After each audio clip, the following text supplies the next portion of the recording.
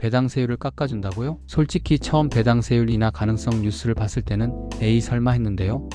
근데 요즘 배당주 주가가 심상치 않게 오르고 있더라고요. 알고 보니 그 배경에는 바로 배당소득세율 인하를 골자로 한 따끈따끈한 법안 발의 소식이 있었습니다. 일반 투자자, 우리 개미들의 배당소득세 부담을 확 덜어주고 잠자고 있는 증시를 활성화시키겠다는 아주 칭찬할 만한 취지인데요. 어떤 내용인지 제가 속 시원하게 공유해 볼게요. 서민 투자자에게 꿀이 뚝뚝, 배당소득세 분리과세 추진. 안도걸 더불어민주당 의원이 대표 발의할 예정인 조세특례 제한법 개정안. 이름은 좀 어렵죠? 핵심은 일정 조건을 충족한 배당소득에 대해 분리과세를 허용해준다는 겁니다. 특히 연간 배당소득이 2천만 원 이하일 경우 세율을 무려 9%로 팍 낮추는 내용이 포함되어 있어서 저처럼 소액으로 투자하는 사람들에게는 진짜 단비 같은 소식이죠. 기존에 발의되었던 다른 법안들과 비교했을 때 이번 안 의원안은 고소득층에 대한 부자 감세 논란은 줄이면서도 우리 같은 서민 투자자 중심의 세제 혜택을 확 늘렸다는 평가를 받고 있습니다. 좀 더 자세히 볼까요? 소득 3억 원을 초과하는 구간에 대해서는 세율을 30%로 설정해서 고소득자들의 세부담을 어느 정도 유지하는 반면 2천만 원 초과 3억 원 이하 구간에는 20%의 세율을 적용합니다. 50% 절세 효과, 도대체 계산 방식은 어떻게 되는 건데? 이번 개정안의 또 다른 핵심 포인트는 배당소득의 50%에만 새로운 세율을 적용한다는 점입니다. 나머지 절반은 기존 과세 방식을 그대로 따르는데요. 예를 들어서 연간 배당소득이 2천만 원이라고 가정해 볼게요. 이 중에서 1천만 원에는 인하된 세율인 9%가 적용돼서 90만 원, 나머지 1천만 원에는 지금 우리가 내고 있는 원천 징수 세율인 14%가 적용돼서 140만 원. 그럼 총 세금은 230만 원이 됩니다.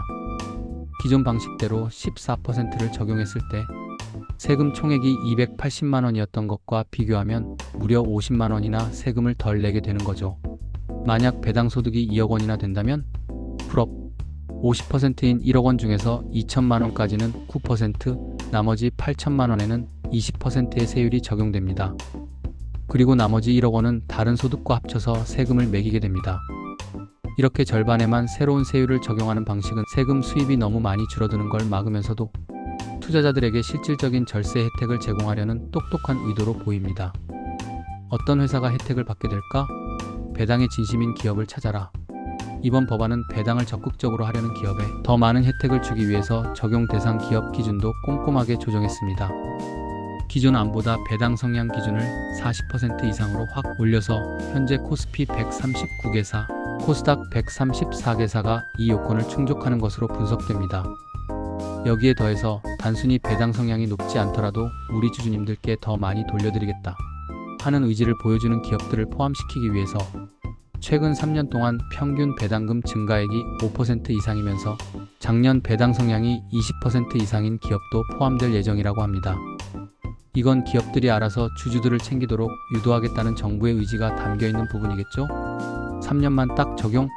왜 기간을 정해놨을까? 이번 법안은 소득세법이 아니라 조세특례 제한법을 통해서 만들어진 한시적인 법이기 때문에 적용 기간이 3년으로 정해져 있습니다. 이건 일단 3년 동안 한번 해보고 효과가 있으면 계속 가고 별로면 그때 가서 다시 생각해보자라는 의미로 해석할 수 있겠죠. 3년 동안 운영해보고 배당소득세율 인하가 실제로 주식시장을 활성화시키고 투자자들이 배당 투자를 더 많이 하게 만드는 효과가 있는지 없는지 꼼꼼하게 지켜볼 필요가 있겠습니다. 그래서 우리한테 뭐가 좋은 건데?